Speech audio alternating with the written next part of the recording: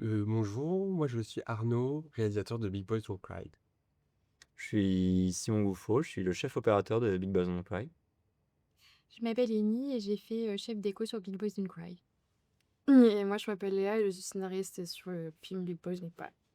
Donc Big Boys Don't Cry, il est en compétition au Cannes Beer Film Festival et il est passé aujourd'hui à l'Arplex. Voilà.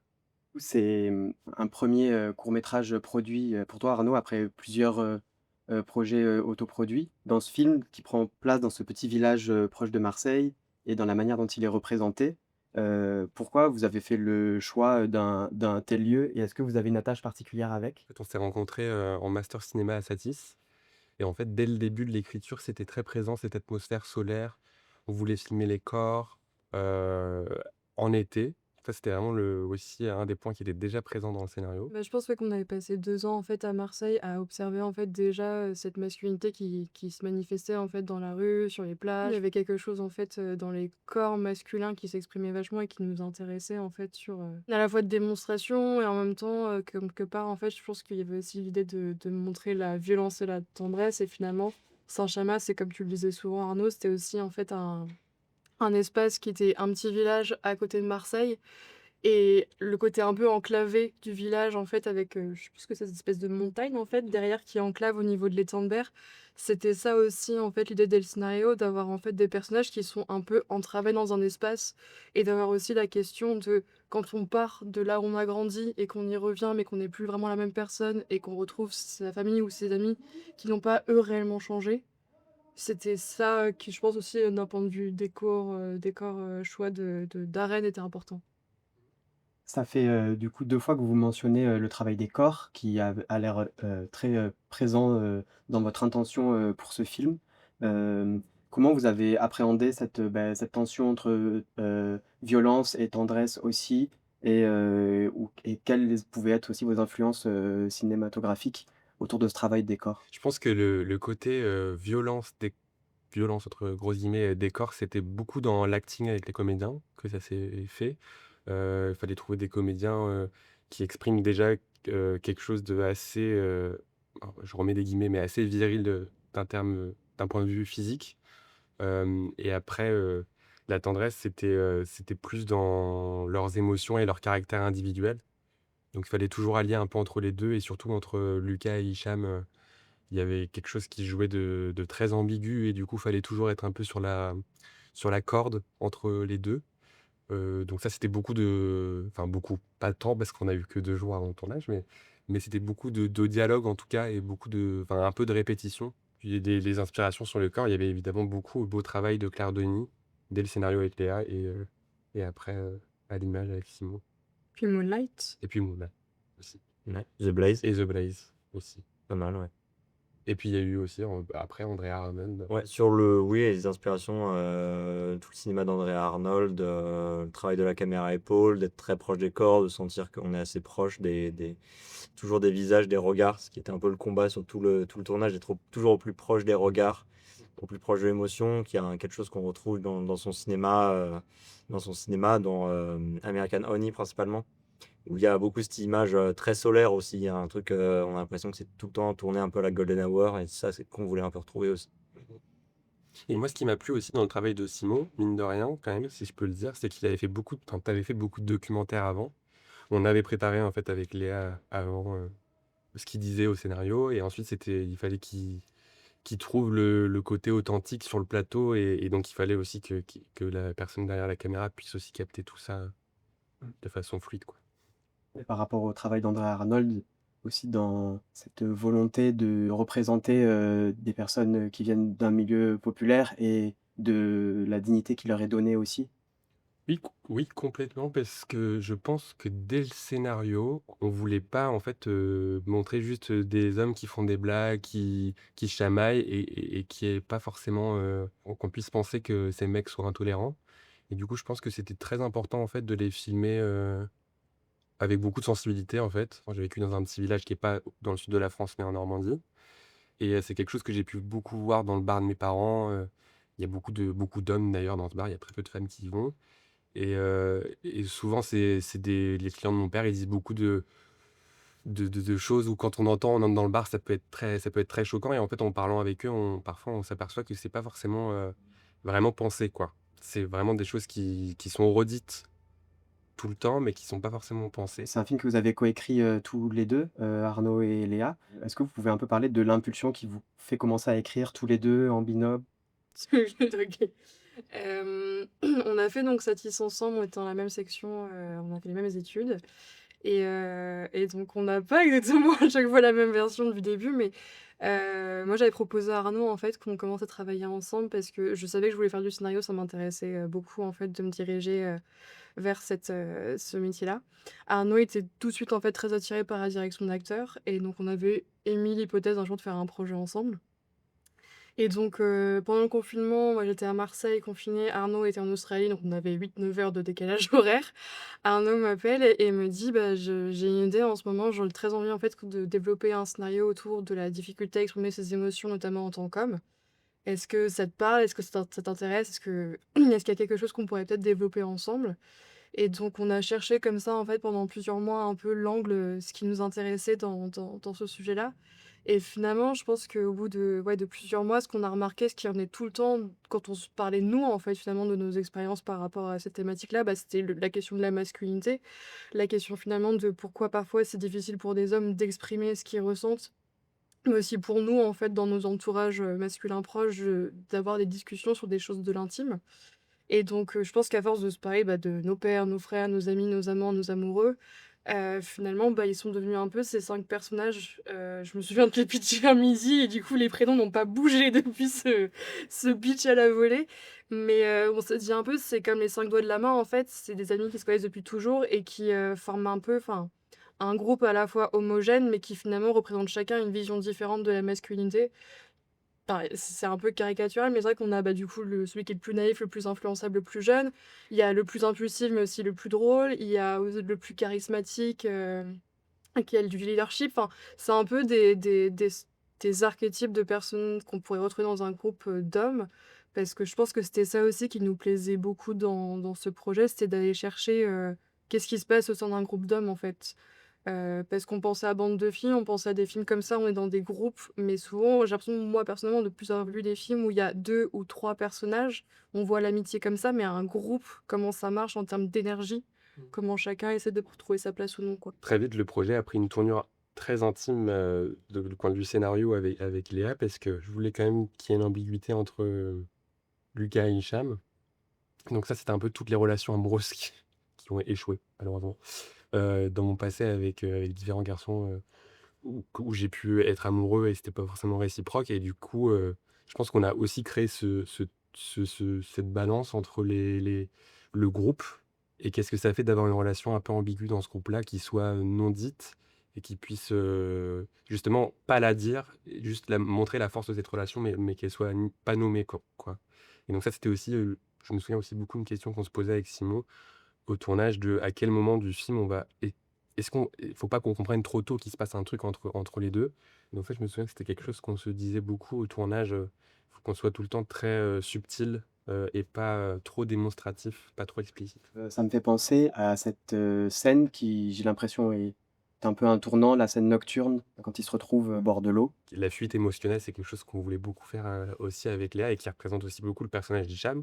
Enfin moi, personnellement, j'ai toujours fui, enfin, en tout cas avant le film, quand il était sur le point de se passer quelque chose avec quelqu'un, c'était toujours un peu, le choix de la facilité et dans cette scène-là, je pense que c'est peut-être le seul moment du film où les 2 personnages, justement, se confrontent vraiment, ou en tout cas pendant un temps restreint, ne fuient pas, quoi. Et Nick Joka qui est là et qui est chef décoratrice sur le film, qui a fait un grand travail, et donc c'est dans cette scène-là, je me souviens que c'était très dur de trouver le lieu. On avait fait un repérage d'une salle à Marseille, finalement qu'on n'a pas pu avoir et donc on est allé dans un bar PMU, heu, dans un petit village et donc on a dû aller le voir aussi pour faire toute la déco et voilà, j'ai trouvé ça super de travailler aussi avec toi, Amy, autour de cette création-là, quoi.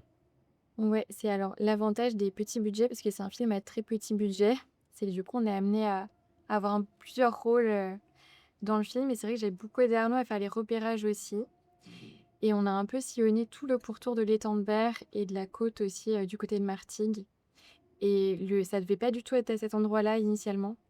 Ça devait plutôt être vers Marseille. Et finalement, en passant à Saint-Chamas, Arnaud a eu un coup de cœur pour cet endroit. Et ensuite, il a eu un coup de cœur pour ce petit bar PMU qu'on a découvert par hasard à Saint-Chamas. Et on s'est dit, bon, bah, en fait, c'est plus réaliste, faisons-le là. Et on s'en rend pas compte, mais en fait, les techniciens et techniciennes, ils ont beaucoup de pression sur leurs épaules pour la qualité finale d'un projet. Et là, je pense que ça a été tellement, tout s'est tellement bien fait, en fait. Tout le monde a mis vachement à contribution, j'ai l'impression, sur même le sujet, en fait, de prendre part, en fait, au sujet du film et de venir et apporter chacun, en fait, sa touche, son point de vue dessus, quoi. Le scénario a porté un peu toute l'équipe aussi. Alors, je pense que c'était ça la motivation aussi de tout le monde, c'est que tout le monde était assez embarqué dans le projet. Donc ça a donné une émulation assez chouette sur le plateau, je trouve.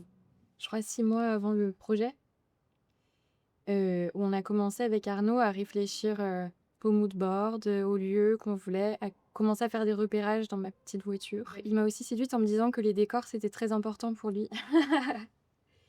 Et on s'y est mis très tôt. Et j'ai eu la chance de pouvoir même donner mon avis sur d'autres départements. La grosse question, c'est qu'au début, je savais pas si je tournais dans un village ou dans une grande ville. On s'est Ouais. fait que là-dessus. Ça devait être à Marseille à la base. Hein. Ouais, ça Quand devait tu être à m'as Marseille, ouais. contacté, c'était à Marseille. Et donc, en fait, on a fait beaucoup de repérages à Marseille avant que je change complètement d'idée. On avait trouvé tous les lieux Mm. qui étaient à Marseille. Une- On avait quasiment tous les lieux à Marseille et je crois que c'est quelques semaines avant, en fait, où on a tout basculé à Saint-Chamas pour les bonnes raisons. Ce qui était Pour la- compliqué à Marseille, c'était qu'on avait plein de lieux très épars, il fallait faire croire que c'était un peu uni. Mm. Parce qu'il y avait à Marseille, il y avait vraiment dans les banlieues de Marseille, on s'éloignait. On est- Il y avait des scènes de plage qui étaient à l'opposé et du coup, on avait du mal à créer un univers cohérent, mental de là où ils vivaient. Du coup, c'est pour ça que quand on a trouvé Saint-Chamas, on a très vite trouvé tous les sous-décors qui étaient au sein du même village et du coup, c'était beaucoup plus facile pour tout le monde de trouver une cohérence dans l'univers dans lequel évoluaient les personnages. On a aussi été séduits par les rencontres faites par hasard pendant les repérages. Et donc, il y a des lieux qu'on a trouvés par hasard parce qu'une restauratrice nous parlait de tel endroit et du coup, on y allait. Et c'est comme ça qu'Arnaud a choisi la maison d'Hicham, qui était un cabanon en bord de mer à Martigues. Et on devait pas du tout tourner là-bas, c'était par hasard qu'on y allait. Et finalement, c'est devenu la maison principale. Ouais, du donc film. la fameuse scène où il y a tout le repas avec les cinq et la mère, Shamsa, tout ça, va. Qui était, oui, en fait, ce décor a amené complètement, en fait, sur cette scène parce que c'était toujours important d'avoir la mer, en tout cas de voir la mer et tout ça. Et Saint-Chamas, bon, c'est pas, je devrais peut-être pas le dire, mais c'est pas vraiment la mer, c'est un étang. Et du coup, la grosse question, c'est est-ce que si on filme à Martigues avec cette maison de pêcheurs, on croira que c'est le même lieu, le lac et la mer, ou ça, j'ai l'impression que ça marche. Il y a plein de gens qui me disent qu'ils pensent que c'est la mer à chaque fois quand je dis c'est les temps de bain, ils font ah bon, mais je pensais vraiment que c'était juste on voit la côte en face et Ouais. c'est la mer, quoi. Je pense qu'il y a eu 4-5 mois de repérage et 7 mois de casting. Ouais. Donc, ouais. Comment ça peut se manifester sur un tournage entre chef opérateur et chef décoratrice, par exemple, dans la construction de toute l'identité Je parle pas. On se parle pas mal, notamment à propos des couleurs. C'est souvent les couleurs le plus important. Entre l'image et la déco, c'est un duo qui est hyper important, ne serait-ce que pour la scène de la soirée. Quasiment toutes les lumières, en fait, ce sont des lumières de jeu. Donc c'est moi qui vais voir Eni, qui lui dis bah, qu'est-ce que tu as à me proposer comme, en termes de guirlande. Et puis elle me fait des propositions. Je dis ah, bah, tiens, cette guirlande, est-ce que tu la vois pas mieux ici, etc. Et c'est en fait en travaillant comme ça qu'on arrive à construire et le décor et l'image en même temps. Et au final, dans la séquence de soirée, j'avais juste ramené 2 petits projecteurs en plus, mais c'était pas énorme, c'était beaucoup la déco qui faisait ça. Donc c'est la palette de couleurs, c'est les textures aussi, les textures des murs, la texture justement des guirlandes, etc. qu'il peut y avoir pendant la soirée. Donc c'est tout ça de ce dont on parlait avec Eni. Ouais, moi je faisais beaucoup valider mes choix par tous les deux, quoi, par Arnaud, mais aussi Simon.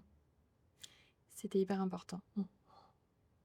Et dans ce travail de la lumière, justement, vous parlez du coup des installations d'intérieur avec du coup des lumières artificielles, mais on a l'impression qu'il y a, enfin, dans tout cet extérieur ensoleillé du sud, aussi un travail des lumières naturelles ou pas? Comment tu as travaillé la lumière pour l'extérieur? Ouais, on était très léger, c'était une équipe très légère pour tout ce qu'il y avait à l'extérieur, pour toutes les séquences d'extérieur. On n'a pas toujours été gâtés sur la météo, mais ça, c'est les aléas des tournages. La séquence de plage, quand ils jouent au foot, par exemple, on a dû interrompre plusieurs fois le tournage parce qu'il pleuvait, donc on tournait un peu entre les gouttes. Donc après, c'est juste voilà, un petit peu d'étalonnage, etc. Et on retravaille un peu les contrastes, les couleurs, etc. pour faire croire qu'il fait un peu plus beau et chaud que ça ne l'était en réalité. Très souvent, avec les répétitions, en faisant des prises, on décidait de changer complètement l'axe, de casser notre axe et de vraiment de complètement se retourner à 180 degrés. Et du coup, il fallait qu'on ait des décors qui soient exploitables dans tous les sens, en fait. Donc, il n'était pas question d'aller commencer à chercher à installer une forêt de pieds, de grosses installs comme ça, qui a un matériel déjà qu'on n'avait pas, mais qui correspondait pas non plus au film. Le film repose sur beaucoup d'improvisation. C'est des acteurs nous proposaient énormément de choses aussi. Ça, et les acteurs sont vachement bien prêtés au jeu. Ils savaient très bien que Arnaud n'attendait pas que ce qu'il y avait sur papier. À chaque scène et à chaque plan, Arnaud attendait qu'il propose autre chose. Et ça pouvait être quelque chose de très subtil, une réplique en plus, un mouvement de visage, etc. Mais ça pouvait être aussi juste, il saute là où il y avait la terrasse pendant la séquence de repas. À un moment donné, il saute dehors, ils se mettent à courir tout autour des maisons. C'était pas prêt, enfin, c'était pas vraiment prévu, mais d'ailleurs, il y a un acteur qui s'est cassé la cheville en faisant ça. Mais du coup, voilà, il fallait prévoir à l'image que tout pouvait arriver. Donc, moi, mon rôle, c'était vraiment un peu de gérer la lumière sans obstruer un angle de champ. Et pour rebondir sur ce que dit Simon, les acteurs ont aussi été choisis pour ce qu'ils pouvaient apporter en plus du scénario. Pour moi, les comédiens transforment ce qui est écrit en film, en fait. C'est vraiment eux le vecteur vivant. Et ça, c'était hyper agréable de cadrer aussi, par exemple, ce qu'on disait. Mais quand on a autant d'acteurs à l'image, ce qui est quand même assez rare, disons, pour un court métrage, c'est très agréable de savoir que dès qu'on va tourner la caméra, il va se passer quelque chose. C'est-à-dire que même quand ils étaient hors champ, pendant un long moment, les acteurs continuaient de jouer. Donc moi, à un moment donné, vu qu'on était pas mal dans l'impro, proposer à Arnaud des choses différentes, à un moment donné, je pouvais changer, pas noter, et ils offraient quelque chose visuellement. C'était pas juste ils attendaient ou ils étaient en sous-jeu le temps que la caméra arrive sur eux. Ils étaient en permanence en train de relancer. Et ça, en termes de cadre, on parlait de documentaire tout à l'heure, mais c'est génial, quoi. Ça nous met dans une ambiance et une immersion qui est totale. La séquence de repas, par exemple, une des plus longues séquences du film, elle était totalement improvisée. Mhm. Sur le scénario, c'était une ligne, il mange. Et au final, ça se transforme en une grande scène. Et moi, j'étais juste avec ma caméra et je savais que je pouvais pas noter où je voulais. Les acteurs étaient en train de faire un truc qui allait marcher. Soit une blague, soit une émotion, soit. Et donc, ça, c'est extrêmement précieux pour un cadreur d'avoir des acteurs comme ça. Oui, en fait, sur cette scène-là, les acteurs ont été co-auteurs, quoi, pratiquement, sur cette scène-là en particulier. Et c'est quelque chose qu'on aimait déjà faire dès le début de l'écriture, parce qu'en fait, on a fait un atelier mise en scène avant que le film soit financé par le Grec. On a fait un atelier mise en scène d'un jour où il fallait venir avec une scène du scénario et ses comédiens. Léa était venue sur la journée. On s'est dit que c'était super en fait de pouvoir travailler et sur du scénario papier et aussi sur le terrain pratique et essayer la scène avec les comédiens et voir qu'est-ce qui en ressort et réécrire et faire ce ping-pong entre les deux. Et ça, c'est vrai que ça a apparu ouais, un peu dès le début. Et donc, dans la continuité, j'avais envie de faire ça aussi au tournage. Et c'est quelque chose pour lesquels on aimerait peut-être, en tout cas, moi, j'aimerais bien retenter ça, ce truc entre le scénario et la pratique du plateau, quoi. Et donc Léa, tu étais présente aussi sur le tournage. En termes de direction d'acteur, vous avez travaillé tous les 2 ou? On n'était pas ensemble sur la direction d'acteur. Moi, j'étais surtout présente sur le début du tournage et sur les répétitions. Le but, c'était de venir nourrir au maximum en fait les comédiens sur leurs personnages, qu'ils aient en tête leurs caractéristiques individuelles, mais aussi finalement la backstory, enfin un peu ce qui se jouait sur le groupe, sur le passé du groupe. Donc j'étais plus là comme une aide ponctuelle en fait, si les comédiens se posaient des questions en fait sur leur personnage, sur le lien entre eux, sur ce qui était dit ou justement une forme de subtilité de non-dit. Donc non, j'étais plus une oreille aussi pour Arnaud quand Arnaud du coup, Et c'est super agréable, en fait. Pour moi, je ouais. pense que, en fait, on se rend pas compte, mais en tant que réalisateur, réalisatrice sur un tournage, toutes les questions qui arrivent toute la journée, où tu peux pas dire je sais pas, t'es obligé de répondre quelque chose parce qu'il faut que ça avance. Et donc, par exemple, je pense à une scène malheureusement, qu'on n'avait pas pu tourner pour des raisons météo, où d'un coup, il faut repenser toute la fin du film. Justement, sur cette journée-là où on n'a pas pu faire cette scène-là, Léa était là. Et de pouvoir avoir quelqu'un qui a du recul, en fait, qui est pas dans la tornade et qui peut donner des conseils et être garant de la Oui, de la cohérence des intentions de départ en fait, de se dire c'est pas, ce qui est marqué sur le scénario qu'il faut absolument qu'il arrive, c'est est-ce que du coup on a la matière, en fait, nécessaire pour après tu arrives en montage, Mmh.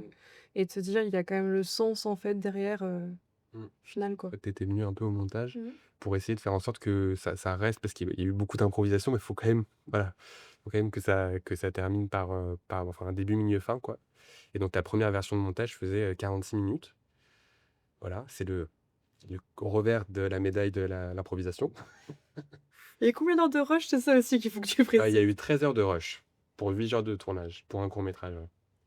Et donc on a tourné beaucoup de tableaux de personnages qui étaient, pas écrits, mais qui étaient sous l'écriture, en fait, et qui parfois, par moments, ont terminé dans le film, quoi. Et pour d'autres, non, mais Et c'est vrai que moi, si je peux compléter justement sur l'écriture, du coup, il y avait cette première base qui était le scénario, en fait, qu'on a construit ensemble avec Arnaud. Comme tu dis, qui a été finalement, retravaillé, augmenté avec les improvisations, en fait, des comédiens sur le plateau, ce qui a pu, du coup, être créé au fur et à mesure que chacun s'emparait de l'histoire de son personnage et venait, du coup, dans des tableaux d'impro, changer les choses. Mais c'est aussi beaucoup au montage où, mmh. du coup, c'était précieux pour moi d'être là et en plus, on travaillait avec Alexia qui est, du coup, une de nos anciennes camarades de la Satis, donc on se connaît bien. Et c'est vrai que c'était un plaisir de pouvoir, moi, de mon point de vue, voir les différentes versions de montage parce que j'avais l'impression que Alexia venait réécrire ce que vraiment, enfin, on le sait qu'en documentaire, il y a une réécriture, mais même là, du coup, je le voyais que Alexia était en train de réécrire ce qu'on avait prévu, en fait, à l'écriture avec Arnaud. Donc c'était quand même un peu vissé, en fait. Il y avait des choses qu'on avait quand même pensé avec, un crescendo, une évolution, ça pouvait pas non plus, se bouger, en fait, facilement. Et Alexia, parfois, me disait: «Bah, c'est compliqué de bouger des choses d'un point de vue continuité». Mais elle est venue proposer des vraies suggestions, notamment, bah, la séquence, où ils sont tous les 2 à la fin, en train de fumer, au moment de l'enterrement de vie de garçon. Elle a proposé une vraie bascule, en fait, de cette séquence qui était pas du tout là, cette place-là dans le scénario. Et c'est ça que j'ai trouvé, en fait, aussi très fort, c'est de voir encore la matière, en fait, rechanger au montage et Alexia venir vraiment apporter, en fait, ce recul, en fait, de tout rebattre, en fait. Enfin, Pour Et il me semble que tu as travaillé avec une directrice de casting, qui s'appelle Camille Haddad. Comment vous avez trouvé ces acteurs et notamment, Rod Parado qui est très juste dans ce choix des personnages principaux? alors du coup, c'était toute une aventure ce casting vraiment. Alors en fait, il y a eu donc Camille a chapeauté le casting, mais en fait, il y a eu beaucoup de personnes qui m'ont aidé tout au long de la recherche parce que du coup, c'était vraiment une petite économie le court métrage donc quand on veut faire, beaucoup de casting, bah, faut beaucoup de gens, beaucoup de gens qui m'aident quoi et en fait, on a commencé à Marseille vraiment. Au début, je voulais faire du casting sauvage. Bon, au final, en fait, il aurait fallu 1 an. Donc en fait, très vite, on a essayé de dire: «Bon, il faut qu'on trouve, en tout cas, un groupe où à l'écran, on a vraiment l'impression qu'ils se connaissent».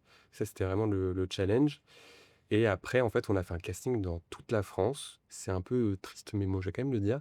C'était un peu dur de trouver des acteurs à Marseille qui veulent jouer ce rôle. Parce qu'en fait, on avait le rôle d'Hicham où il y avait l'ambiguïté avec un garçon, donc on a vu beaucoup de personnes. Rod, en fait, on l'a trouvé, 1 mois avant le tournage, je pense. Donc, en fait, on avait déjà trouvé les 3 autres comédiens qui jouaient le groupe, donc Mathis Ozoni, Emmanuel Roll et Kamel Majoubi, qui étaient venus en casting, qui avaient passé des essais, qu'on avait vus en callback, qu'on avait revus.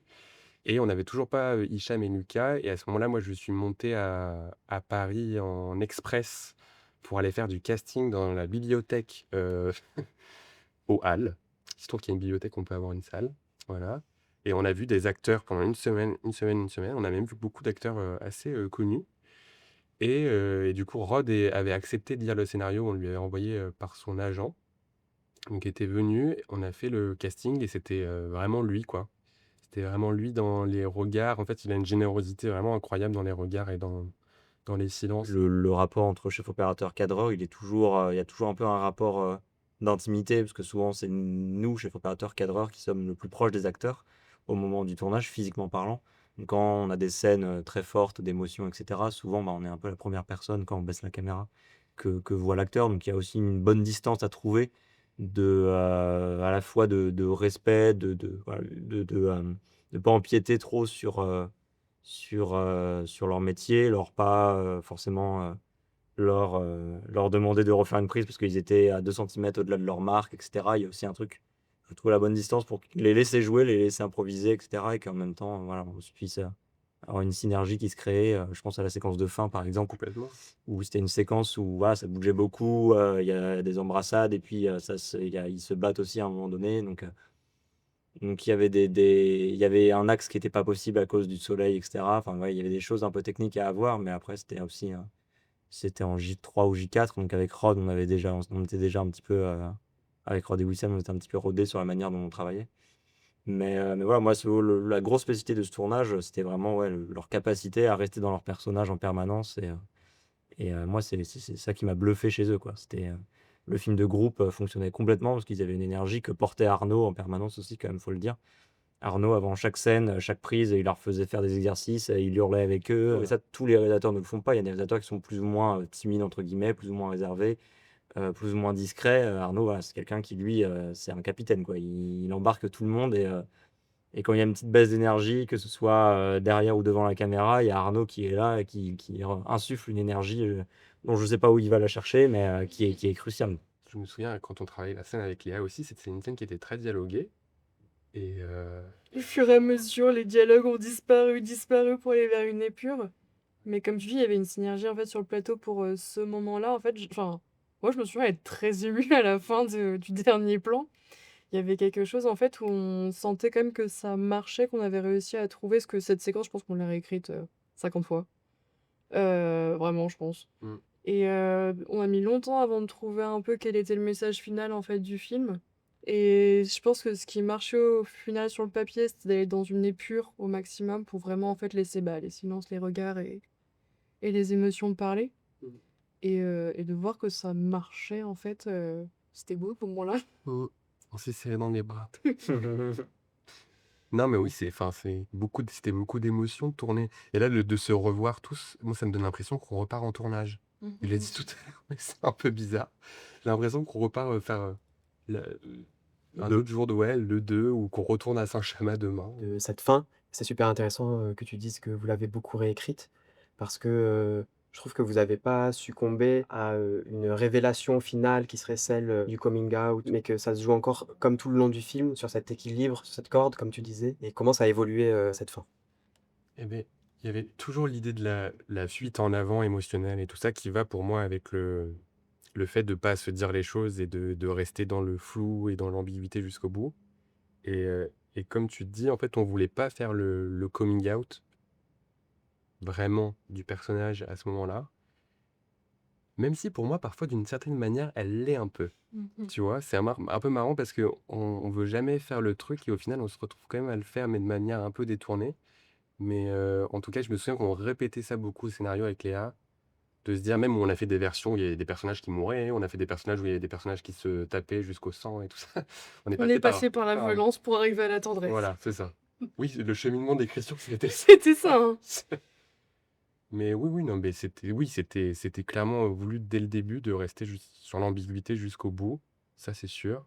Mais en même temps, je pense que c'était un truc qui nous faisait peur, en fait, de se dire si on reste tout le temps dans l'ambiguïté, dans le non-dit, en fait, ça peut être frustrant pour le spectateur.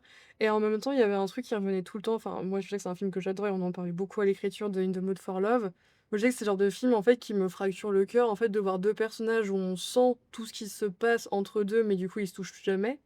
Et je pense que c'était quand même cette frustration qu'on voulait sur la fin, en fait, de se dire, on a bien compris ce qui se joue entre Hicham et Lucas, mais on n'en verra pas plus. Et comme le groupe, c'était quand même l'élément fondateur aussi qui nous intéressait de base, se dire que finalement on commence sur le groupe dès la première image et qu'on finit sur le groupe et qu'on résout finalement la question qui est dans le titre, de se dire que c'est une histoire d'amour, d'amitié qui dit pas son nom, mais que c'est finalement surtout aussi une histoire entre ce groupe d'hommes qui s'autorisent pour la première fois à se voir sans masque en fait. Et puis moi, je pense aussi qu'il y a aussi très peu de moments au cinéma, même dans la vraie vie, où il y a des scènes entre les hommes où on s'autorise à pleurer, et à se réconforter. Et moi, c'est marrant parce que, enfin, je vais dire un truc très honnêtement, la première du film à Clermont-Ferrand, mon père est sorti de la salle en pleurant, je n'ai pas su quoi faire. Vous voyez, donc c'est parce que je trouve qu'il y a toujours une gêne par rapport aux émotions enfin, l'expression des émotions entre hommes qui est liée je pense, à l'éducation, quoi. Ce que j'ai dit aux comédiens aussi au début de ce qu'ils font, je pense qu'ils auraient été d'accord de toute façon pour le faire, mais il y a un truc où je pense que ça aurait tout gâché, en fait, qui s'embrassent. Mais c'est vrai qu'on se pose toujours la question, est-ce qu'on va assez loin ou pas? Mais je pense que en fait, dans la vie, il y a tellement de choses qui sont fortes et qui ne se font pas tout comme on veut. Que c'est aussi comme ça, quoi. Merci beaucoup. Merci. Mhm.